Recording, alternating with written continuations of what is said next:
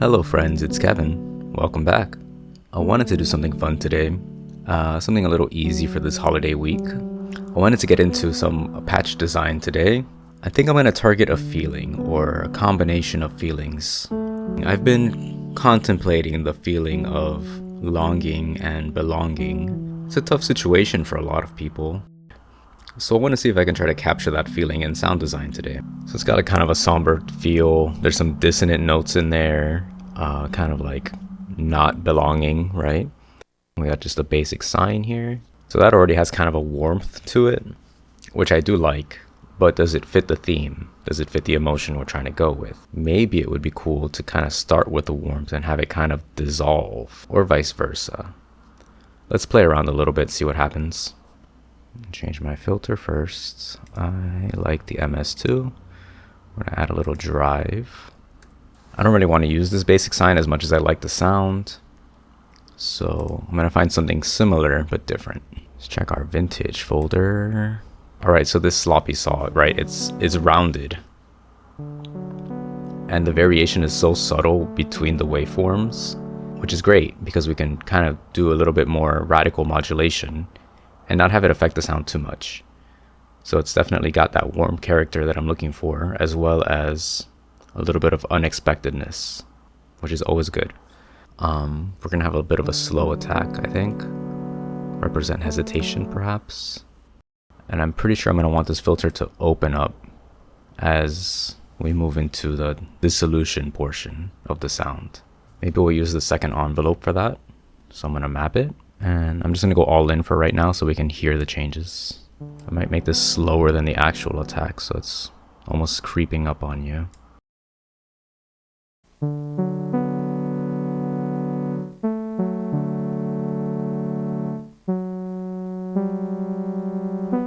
It's a bit sad, isn't it? And I want that sustained note.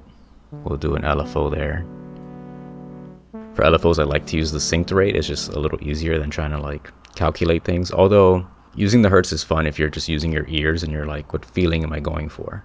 But for a quick and dirty, I'm just going to use the set rate that's tied to the BPM. And I always tend to go for like these kind of off timings. I'm going to turn off the retrigger, maybe a little faster. Cool. And then I want to slowly attack a little bit so that it doesn't start with the sound. It kind of creeps in a little more.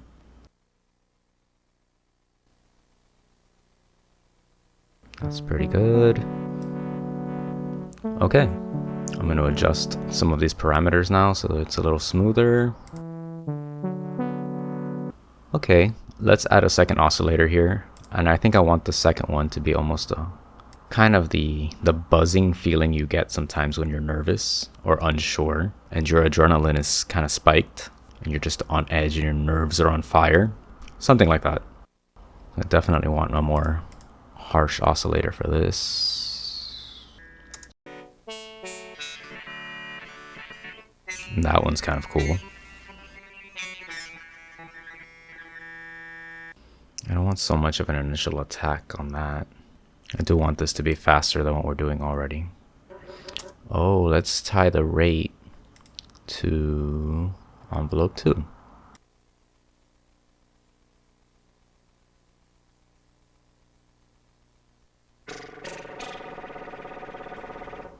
Ooh, I like that. Okay. Let's bring in the first oscillator. I want to know if I can... I want it to go from the warmer sound into the harsher sound. And I'm thinking if I modulate the volume levels on both of the oscillators, I can achieve that. Let's see.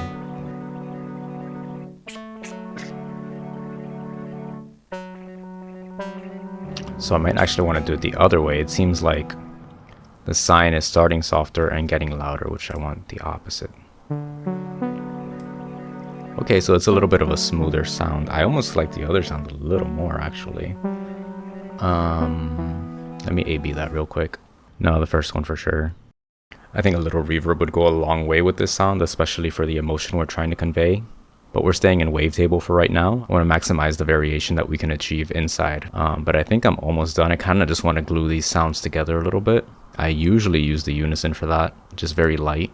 So I feel like unison is an interesting kind of effect because it does seem to me like you lose a little bit of the clarity between the two oscillators, but it just sounds so cool. But you just get a kind of combined magical tone. I think noise might do best in this case. It keeps a little bit more of the original character. Might even bump up the voices a little.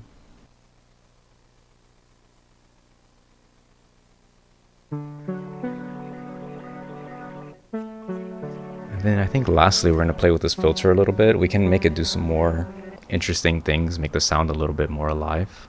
So I might even add some velocity to the resonance. Not that this particular clip has a lot of velocity changes, but just a little forward thinking. I kind of like to do a lot of push-pull dynamics too. I have one modifier pushing a parameter in a certain direction and another modifier pulling it in a different direction, just so you get a little bit of tension that way and you get some unexpected cool things that happen. So right now we have the envelope adjusting the frequency. And if I just grab just a slight amount of this LFO that's going real fast in the opposite direction, we'll have the other LFO play with the resonance here.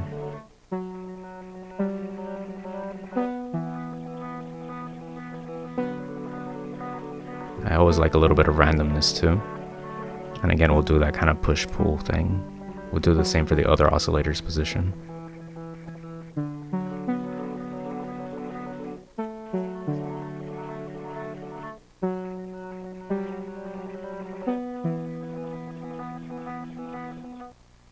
We could go into some pulse width changes. Those are very cool to do too. Maybe we'll do a little bit on the noise side. I'm going to modify this warp right here. Okay, I like envelope 3. I'm just going to do a little bit, right? A lot of small, subtle changes kind of to add to one complete sound. So that's pretty close. I think what I would do next is add some effects, like I said, like reverb. Maybe even a little bit more distortion just to kind of give it a little bit more harshness. But I think as a basic synth patch, this is pretty cool. I think it's pretty usable too. Let's do a quick check from where we started.